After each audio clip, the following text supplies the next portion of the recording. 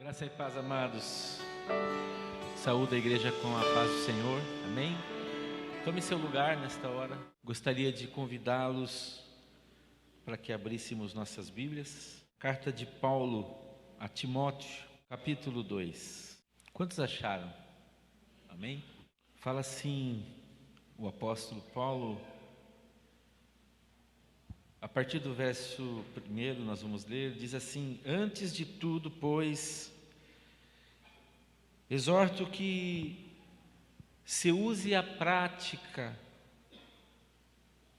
de súplicas, de orações, de intercessões, ações de graça, em favor de todos os homens, em favor dos reis e de todos que se acham investidos de autoridade, para que vivamos vida tranquila e mansa, com toda piedade e respeito. Isto é bom e aceitável diante de Deus, nosso Salvador, o qual deseja que todos os homens sejam salvos e cheguem ao pleno conhecimento da verdade, porquanto há um só Deus e um só mediador entre Deus e os homens, Cristo Jesus, homem, o qual a si mesmo se deu em resgate por todos, testemunho que se deve prestar em tempos oportunos. Para isto fui designado pregador e apóstolo, afirmo verdade, não minto, mestre dos gentios na fé e na verdade. Amém. Quero que você também avance um pouco mais para o final do Novo Testamento, na primeira epístola de Pedro, capítulo 2 também.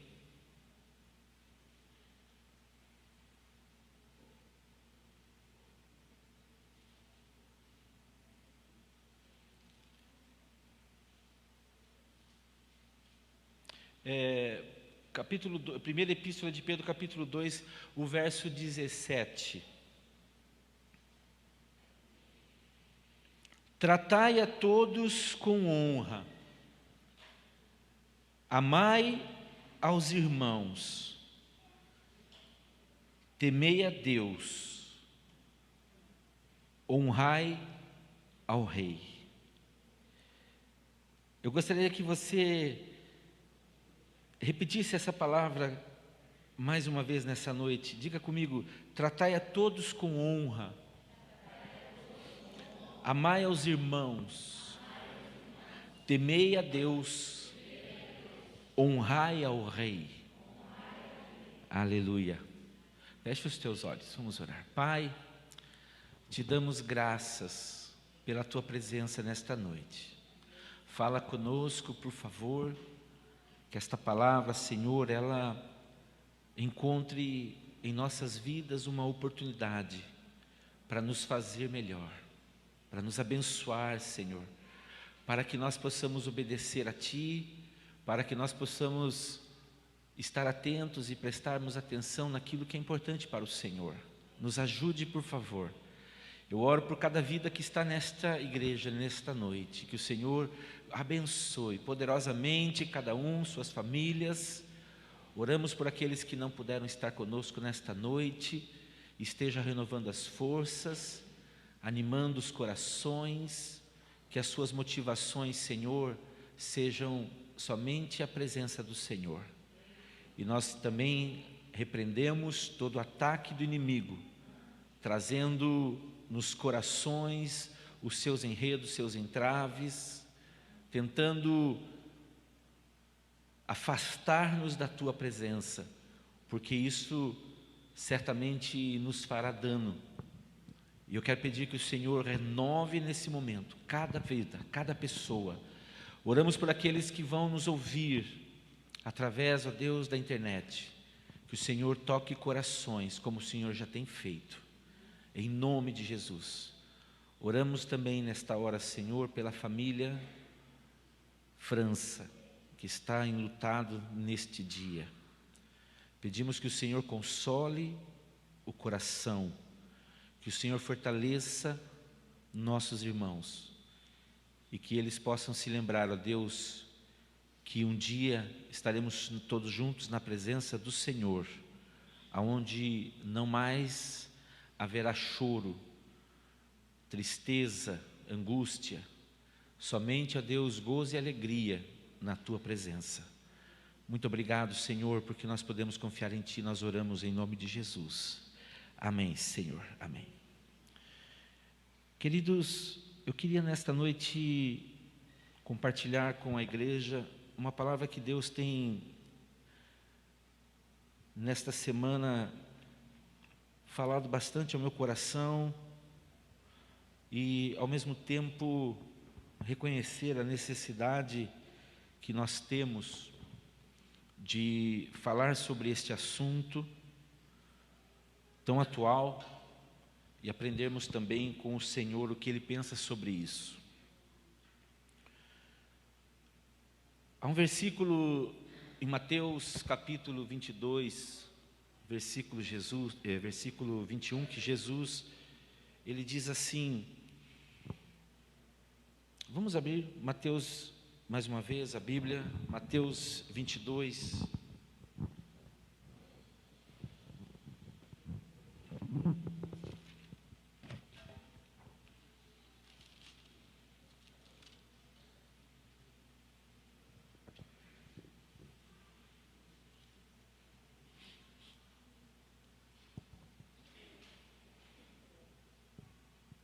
Verso 17 do capítulo 22, Jesus começa dizendo, dize-nos, pois, o que te parece?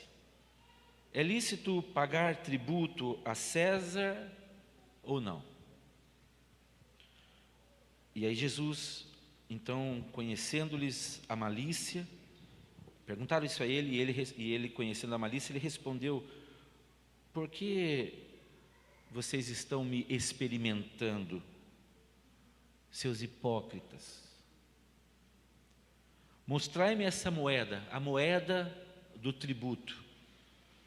Trouxeram-lhe um denário, e ele lhes perguntou, de quem é esta esfinge e esta inscrição na moeda? Responderam, de César. Então Jesus disse a eles, então, dai, pois, a César o que é de César, e a Deus o que é de Deus. Ouvindo isto, se admiraram e, deixando-o, foram-se. Até aqui. Eu estava, durante a semana, acompanhando as notícias da nossa atualidade no nosso país. Tivemos a triste notícia essa semana daquela garotinha de 11 anos que foi violentada sexualmente e até por causa da sua idade, por um garoto de 13 anos. E depois disso ela engravidou, todos nós estamos sabendo das notícias, e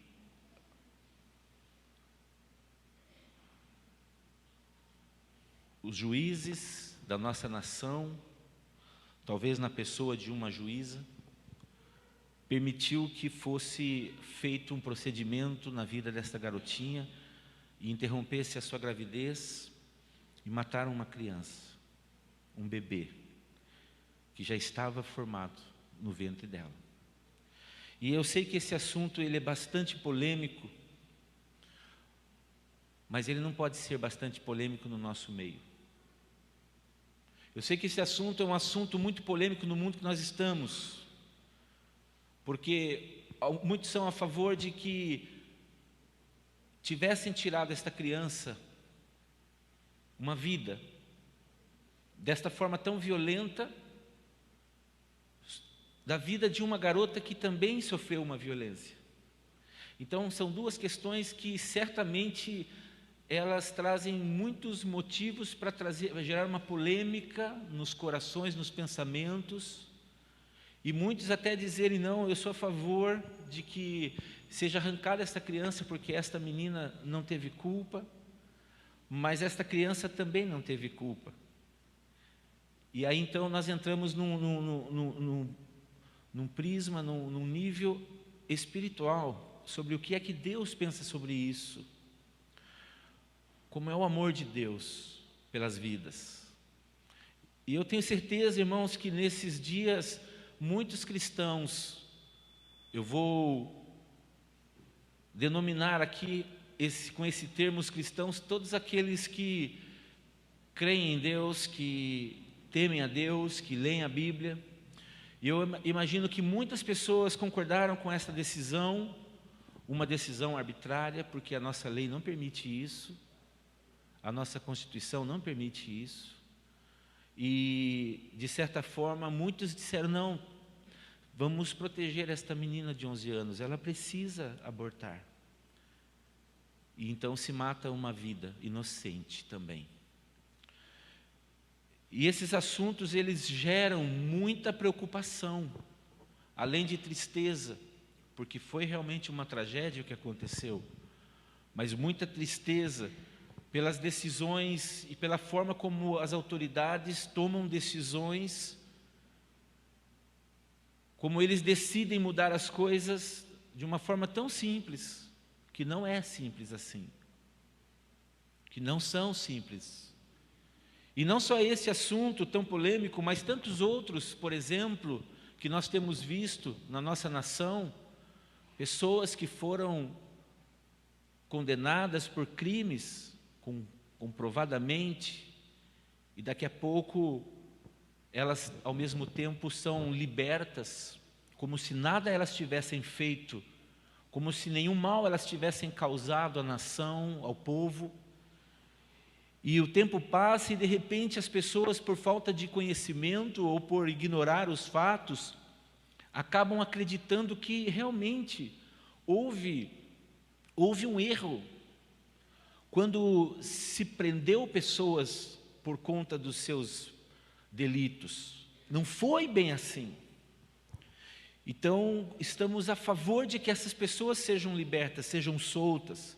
E de repente, as pessoas elas vão permitindo, sem conhecimento de causa, algumas questões tão arbitrárias crescerem no seu interior.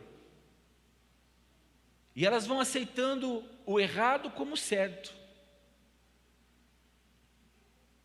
E hoje eu queria estar falando sobre um assunto que talvez pouco tem se falado nos dias de hoje na igreja.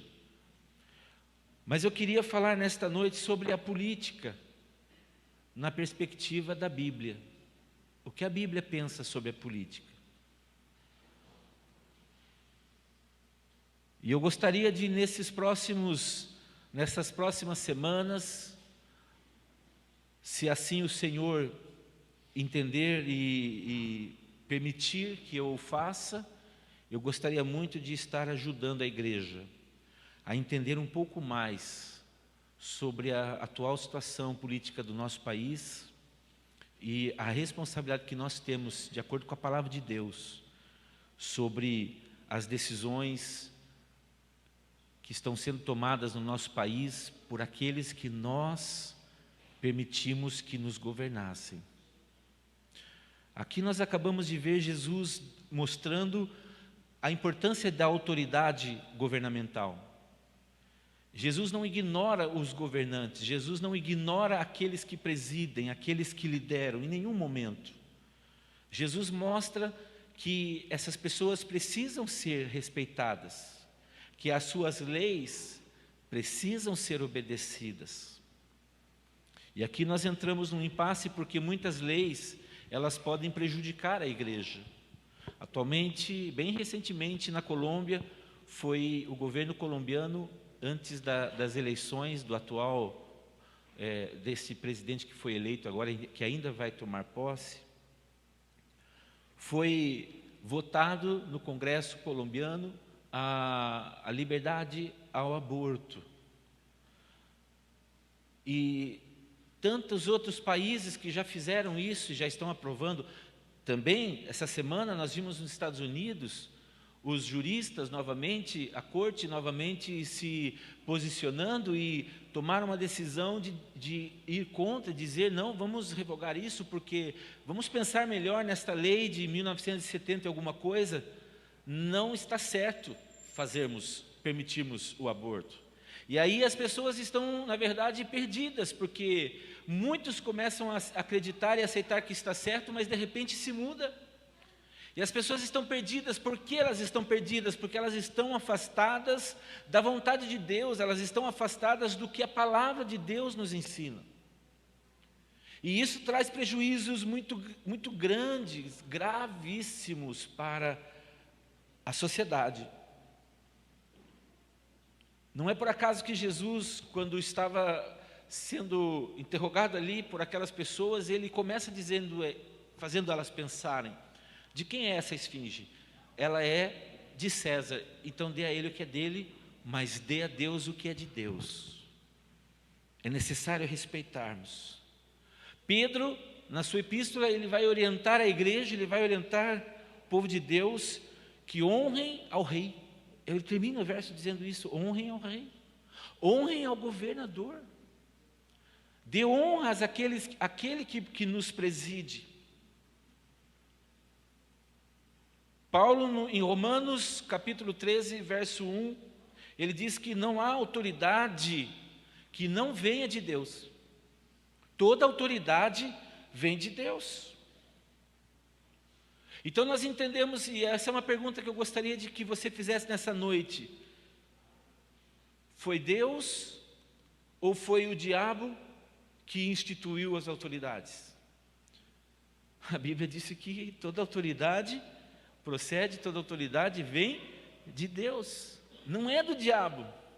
Por que eu digo isso? Porque as pessoas do povo de Deus começam a achar que a política é do diabo, que a igreja não pode se envolver e permitir que assuntos políticos faça parte da sua conversa, faça parte das suas escolas, faça parte da comunhão entre os irmãos. Quando se fala sobre o assunto, não se pode falar sobre política. E assim por muitos anos a igreja pensou desta forma, e a igreja foi sendo permissiva, quando a igreja, na verdade, ela tem sobre ela a responsabilidade dela conduzir os passos da nação. Estou falando da igreja de Cristo, povo de Deus. Paulo, aqui ele nos ensina nesse capítulo, a carta a Timóteo, ele está, na verdade, fazendo uma exortação à importância da oração, de se orar pelas autoridades, orar pelos reis e por todos os que estão em iminência. Então isso nos deixa muito claro que o assunto política, ele é muito importante, a igreja precisa discutir sobre esse assunto. A igreja precisa aprender sobre esse assunto. A igreja precisa entender a importância de nós, como sal e luz da terra, também assumirmos posições na política da nossa nação.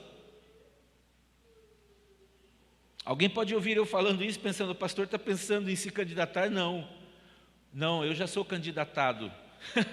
Eu já fui candidatado, o Senhor já me chamou, o meu chamado é outro, não é para ser um líder, pelo menos até que Ele me deixe muito claro isso, um líder político, não tenho nenhuma intenção, mas eu teria muita intenção de orar e de abençoar pessoas do nosso meio que se tornassem políticos de verdade, bons políticos, bons governantes, bons líderes, desde a política de uma cidade até o governo ou o patamar mais alto de uma nação, que é o governo federal.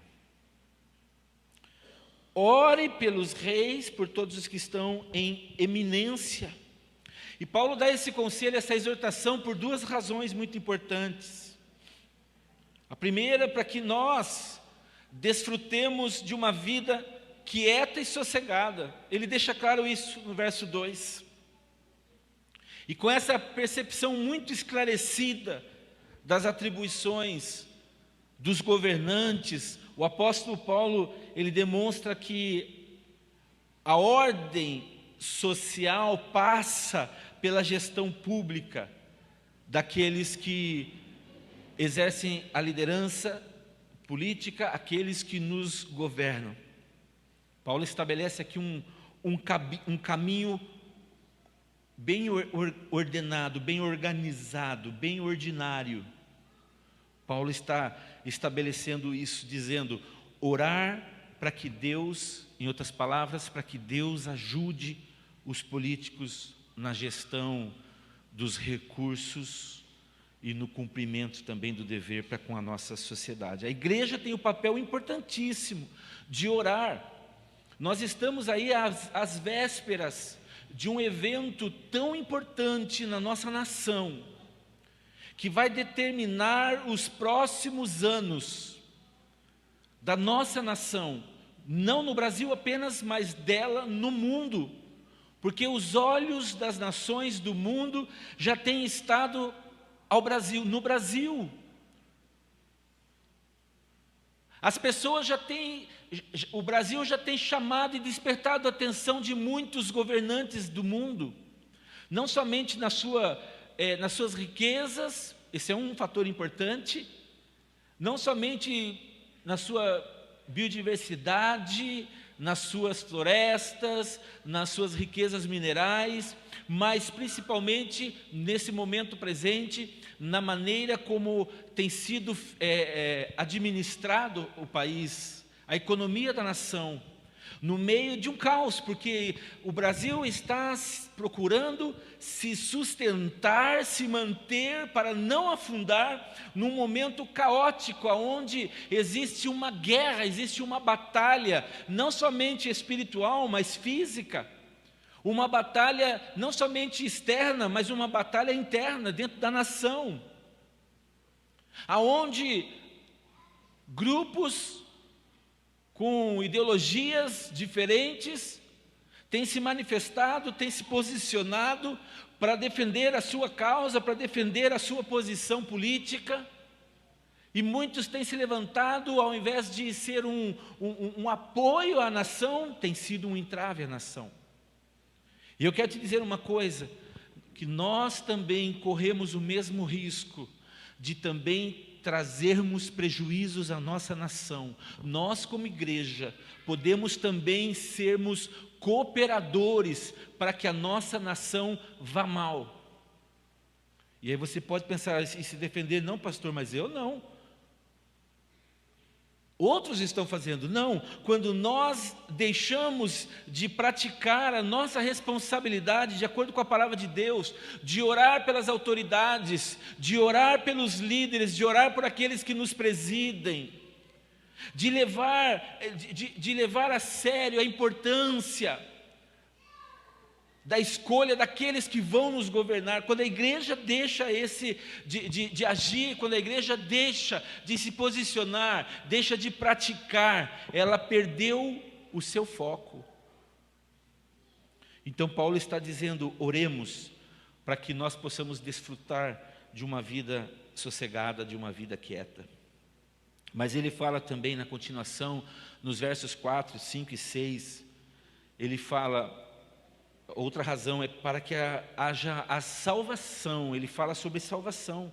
A salvação de Deus alcance aqueles que estão no poder, visto que Jesus não morreu só por nós, mas Jesus morreu em favor de todos. Então Jesus morreu também em favor daqueles que são políticos, daqueles que presidem, porque a salvação é para todo pecador. Seja ele quem for, ele precisa do Salvador, Jesus Cristo. E se a Bíblia diz que as casas de meretrizes também precisam da salvação. Da mesma forma, as casas políticas, governamentais também precisam da salvação. Há muitos que precisam da salvação ali. Há muitos que precisam da direção de Jesus. Todos precisamos.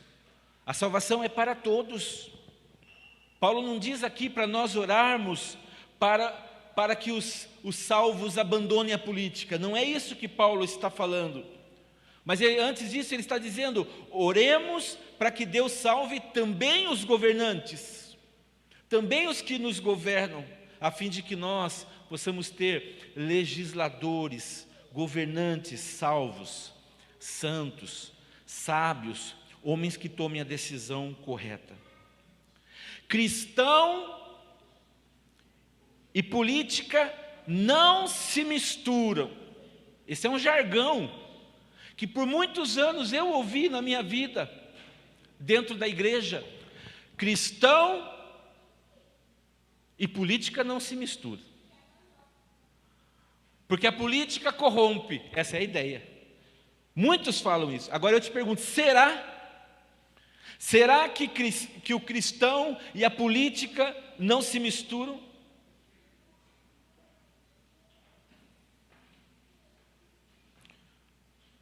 Se nós pensarmos assim, que o cristão, que a igreja e a política não se misturam, que o religioso com a política não se mistura, então o que é que nós faremos com José no Egito?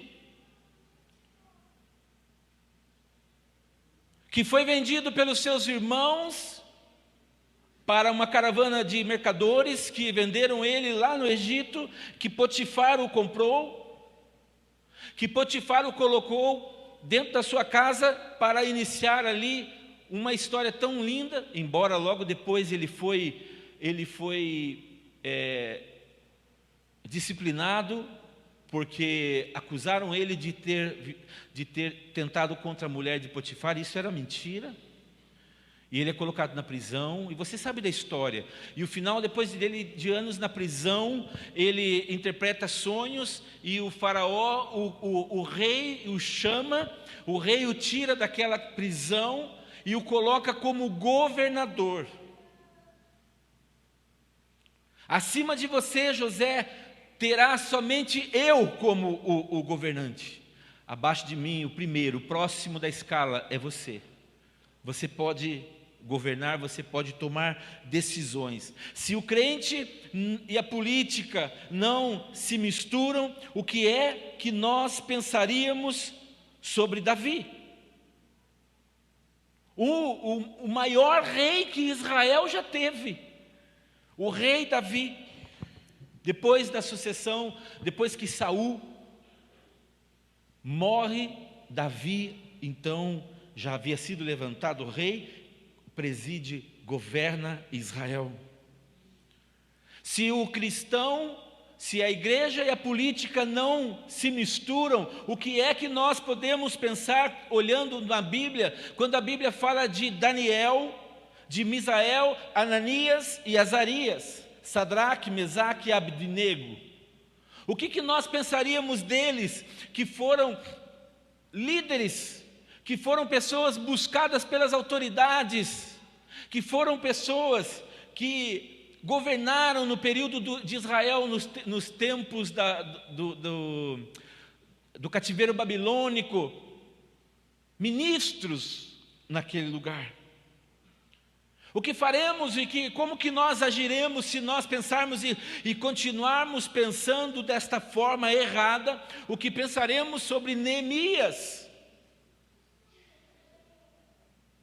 Quando soube que as portas da cidade, os muros, tudo estava em ruínas, queimado a fogo, a cidade desguarnecida, um verdadeiro governante se levanta na pessoa de Neemias. Um governador pós-exílio na Babilônia. Se nós nos permitirmos aceitar esta ideia errônea de que a política não pode, de maneira alguma, se misturar com a igreja, e nem a igreja com a política. E é claro que eu estou falando da maneira mais correta, mais sadia possível, mais piedosa possível, da maneira mais obediente e agradável aos olhos de Deus, porque eu sei que existe representantes da igreja de Jesus nos níveis mais altos da política da nossa nação e do mundo também, que infelizmente têm envergonhado o Evangelho com as suas atitudes erradas, aceitado propinas, aceitado os desvios financeiros. A história traz isso. Bem recentemente, nós estamos vendo aí pastores envolvidos em escândalos, aonde eles têm sido acusados e estão agora sendo investigados, está sendo trabalhado para descobrir realmente a veracidade de tudo isso, e nós nos envergonhamos se isso se torna consumado, se isso se torna verdade, envergonhados, não porque são pastores, mas porque são do reino de Deus, são pessoas representantes do reino do Senhor. Porque um pastor cometer um erro não é diferente como um crente cometer um erro em qualquer nível. Não é diferente, é pecado da mesma forma. Claro que os resultados são maiores, poderão ser maiores.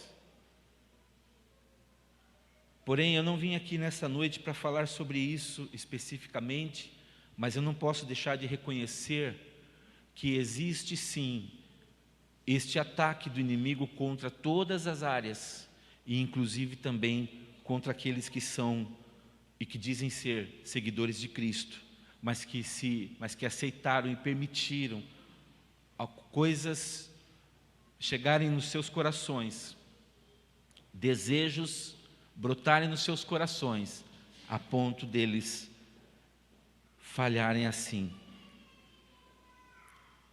Portanto, nós vemos na Bíblia, irmãos, todas essas pessoas que eu mencionei. Posso acrescentar aqui Esther, a rainha Esther, a rainha na Pérsia, através da qual Deus livrou o seu povo, Deus livrou os judeus da morte, por causa de Esther. Uma mulher, claro que nós não podemos dizer que ela era uma mulher cristã, porque Jesus veio depois dela, mas podemos dizer que ela era uma serva de Deus. Todos antes de Cristo eram, de certa forma, cristãos no aspecto de que são filhos de Deus, eram seguidores de Deus, eram tementes a Deus. Mas ela, uma mulher que se posicionou ali em favor da sua nação, do seu povo. Não eram estes homens e mulheres verdadeiros servos do Senhor, enquanto eles exerciam cargos políticos? Nós olhamos a palavra e sabemos que Deus usou eles poderosamente. Portanto, igreja, em nome de Jesus, deixe que Deus trabalhe no teu coração, para que você e eu entendamos a importância da igreja se posicionar em oração, saber escolher aqueles que vão nos governar e entender que nós, como igreja de Cristo, podemos e devemos assumir posições na esfera política da nossa nação. Sim, nós podemos sim. Nós temos que estar lá, porque se nós não estivermos, o feiticeiro vai estar. E aqui dentro da feitiçaria, você sabe, eu poderia mencionar muitas religiões que eu não vou mencionar aqui, porque agora nós temos que tomar muito cuidado com o que fala. Mas você sabe o que eu estou falando. Se nós não nos posicionarmos como igreja, nós corremos o risco de que essas pessoas, dirigidas por Satanás, pelo príncipe das trevas, nos governe. E traga, não somente no seu governo, mas traga junto as suas ideias, as suas ideologias.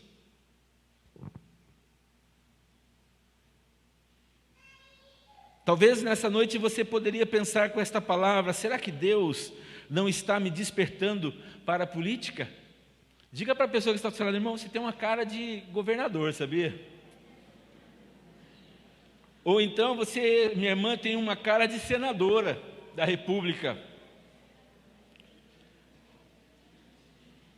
E talvez você poderia olhar para alguém e dizer: meu irmão, olhe para mim, eu tenho cara de presidente da República.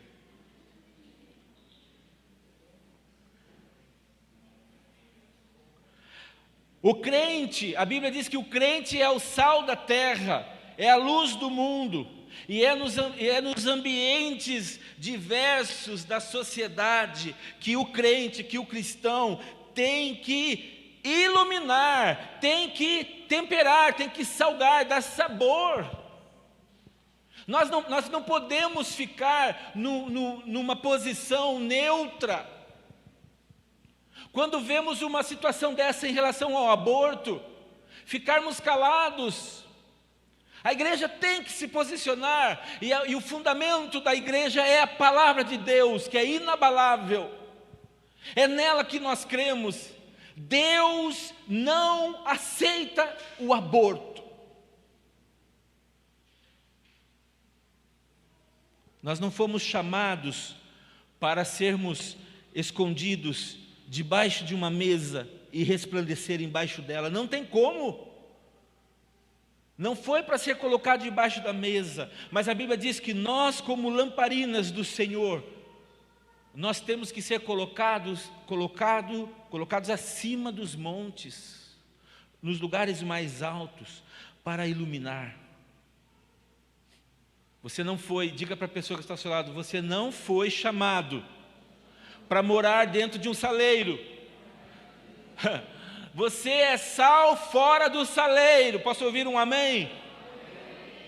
Porque é bom estar aqui dentro do saleiro, mas Deus não quer que eu e você sejamos sal aqui dentro. Nós temos que salgar lá fora, porque aqui dentro todo mundo já é temperado, amém? É lá fora que você e eu precisamos temperar, precisamos iluminar as pessoas, a vida das pessoas.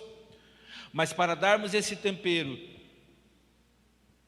e para preservarmos a sociedade, porque o sal preserva, nós temos que nos posicionar, tomar o nosso lugar.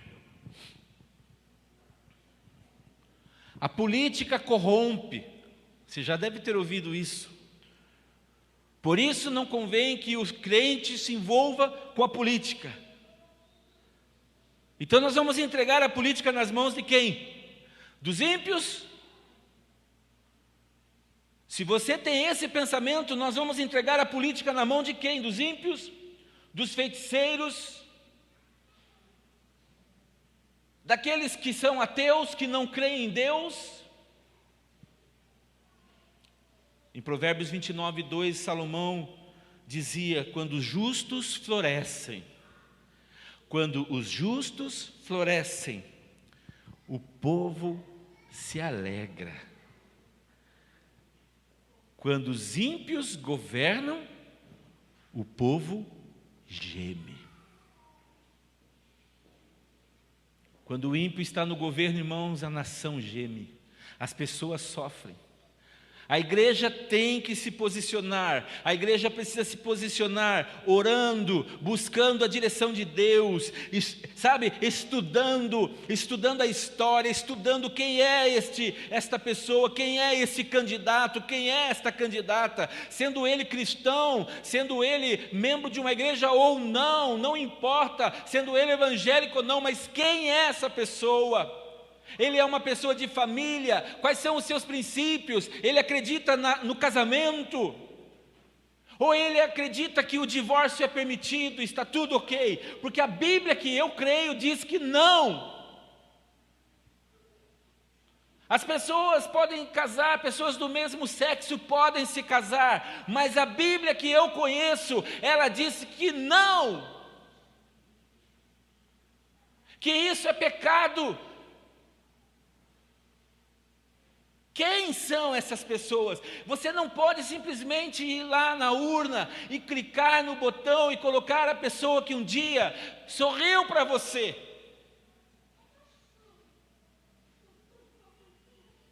Ajudou você na sua construção da sua casa? Ajudou você com uma cesta básica, se for o caso aqui de alguns? Porque eu espero que nós nunca precisemos de ajuda de nenhum político nesta área de alimentação, porque esta igreja aqui, ela foi chamada pelo Senhor para cuidar dos seus, para ajudar uns aos outros. Por isso a importância de nós cooperarmos uns com os outros. Quando está lá no grupo da igreja, doe um alimento. Não é alguém que está querendo tirar vantagem sobre alguém da igreja, não. Esse é o chamado de Deus, não é um chamado do pastor, da igreja. É a palavra de Deus mostrando a importância de uma igreja que se importa, primeiro com os domésticos da fé. Quem são os domésticos da fé? Aqueles que congregam no mesmo lugar, que são alimentados da mesma fonte. Depois, não tendo necessidades dentre eles, a Bíblia deixa muito claro, então se estende para aqueles que são de fora. Nós temos essa responsabilidade.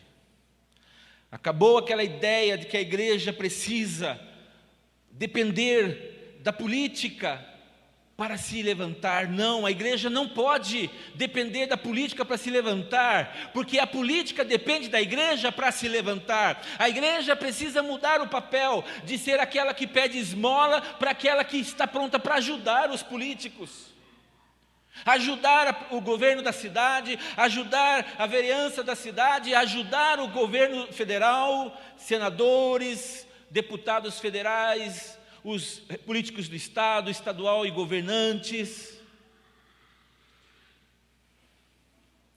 Se a igreja insistir na alienação política, queridos irmãos, quem irá erguer a voz em favor dos necessitados nessa nação?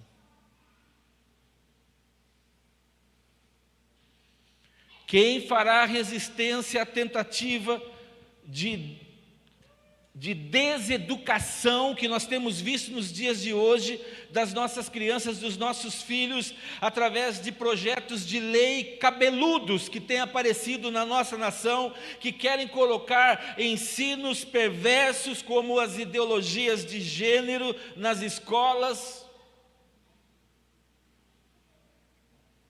Se a igreja insistir na alienação, na política, é isso que nós vamos experimentar.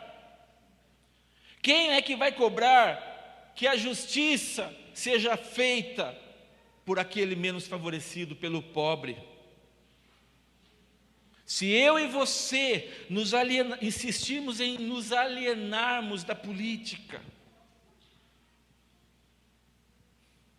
e se os políticos do futuro quiserem proibir os acessos aos hospitais, aos presídios, porque eu sei que muitos vão até lá,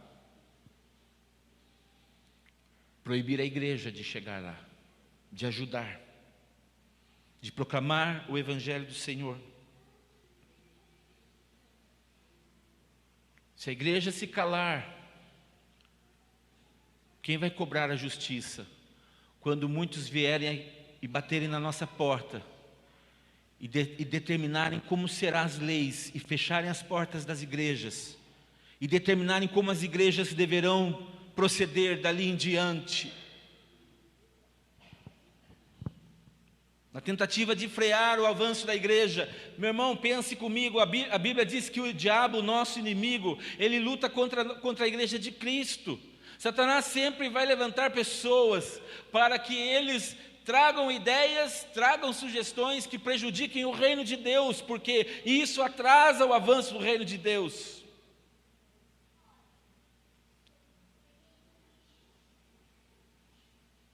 E se pregadores, por causa da nossa omissão, e se pregadores da palavra de Deus começarem a ser punidos com prisão, com cadeia, com multas, como já tenho visto muitos. 2 semanas atrás eu vi uma postagem de um amigo. Terminou o culto, lá fora estava um oficial e já trazia nas mãos um documento que estava multando a igreja por causa do som da igreja, por causa da altura, do volume da igreja, dando tantos dias para que a igreja resolvesse o problema, porque senão ela seria lacrada.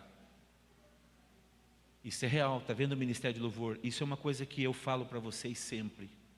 Isso é real. Nós temos que cuidar. Mas a igreja, como se posicionar na política, precisa entender isso. Eu não posso, eu tenho que saber quem eu vou colocar lá para governar. Por isso, eu quero nos próximos dias estar muito perto da igreja, também ajudando nessa questão. Não dizendo em quem você vai votar,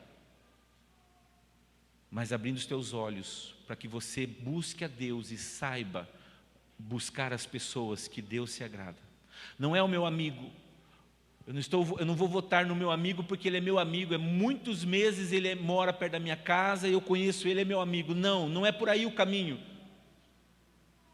Não é por aí o caminho. Você tem que verificar muitas outras coisas, não só porque ele é um cara legal ou ela é uma pessoa legal. Quem é ele? O que ele crê? O que ele pensa? O que ele acha se acontecer isso e isso? Qual será o posicionamento dele? Quais as ideias?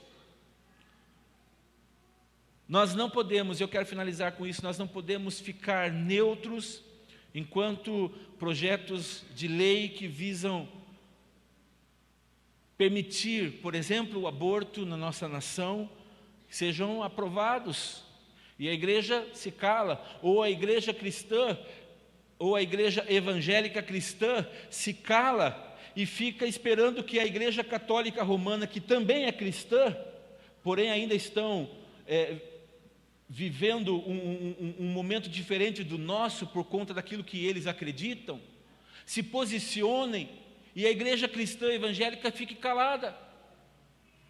Nós não podemos, nós temos que aqui nos unir agora como um povo cristão nesta nação, evangélicos e católicos, e dizer, determinar como é que tem que ser, como é que a Bíblia, a palavra de Deus crê. Você está entendendo, irmão? Alô, você está aí? Prepare-se, esse ano, a minha escolha e a sua poderá mudar a história do nosso país. Eu fiquei estagnado com a decisão do povo da Colômbia, porque eu sei que havia uma igreja lá, aliás, eu falo uma igreja lá, dá a impressão que só existe a MCI lá. Não, existe o povo de Deus na Colômbia. Existem muitas denominações lá que certamente estavam se levantando em oração para que Deus não permitisse que entrasse um governo comunista, um governo de esquerda. Os votos, a eleição não é obrigatória, muitos se omitiram. E eu acredito que até muitos cristãos ficaram em casa e se omitiram e não foram votar. Qual foi o resultado? Colocaram o seu governante, assim como Israel no passado escolheu Saul e decidiu que Saul seria o seu governante. E sofreram amargamente por isso. A Bíblia tem um livro inteiro, aliás 2, que conta a história dos reis de Israel, 1ª e 2ª Reis. Está aí uma boa oportunidade para você, na sua leitura diária, você começar a ler Reis. Você vai ver a história dos reis de Israel, quem eles foram, o que eles fizeram, quais foram os reis que agradaram a Deus e quais foram os reis que desagradaram a Deus, quais foram os reis que não permitiram que as ideologias da sua época entrassem no meio do povo e quais foram os reis que permitiram e que até mesmo inclusive permitiram cultos com sacrifícios de criança a Moloque. Portanto, amados irmãos, eu citei aqui José do Egito, Daniel na Babilônia, Neemias, Esther na Pérsia, Nicodemos nos dias de Jesus, uma autoridade que na calada da noite foi procurar Jesus para saber algumas coisas, e depois então se posiciona. José de Arimateia, no Sinédrio, tantas autoridades que se posicionaram. A Bíblia nos mostra o quanto nós podemos fazer em prol do bem-estar social das pessoas da nossa nação. Por isso nós precisamos saber escolher quem irá, quem são os que ocuparão cargos de responsabilidade na nossa nação. A leitura é muito fácil, irmãos. A leitura não é assim, aquela pessoa é amigo dos crentes, vamos votar nele. Não. Aquela pessoa vai na igreja. Não. Aquela pessoa, ela lê a Bíblia, ela conhece a Bíblia. Não, o diabo conhece também. Não, não é esse. Porque nesses momentos, muitas pessoas, elas se disfarçam. Elas se disfarçam. Tem muitas pessoas que têm um alto conceito de si mesmo. Tem alguns que até acham que é a alma mais pura dessa nação. Alô? E nós vamos, legal, vou votar nesse. Não. O que você crê? O que você sabe sobre o aborto? O que você acredita sobre o homossexualismo? O que você acredita sobre isso, sobre aquilo, sobre aquele outro? Eu quero saber. Claro que você não vai conseguir estar lá onde a pessoa está, mas hoje pela internet você consegue saber muita coisa. Então é tempo de nós nos posicionarmos. Amém, queridos?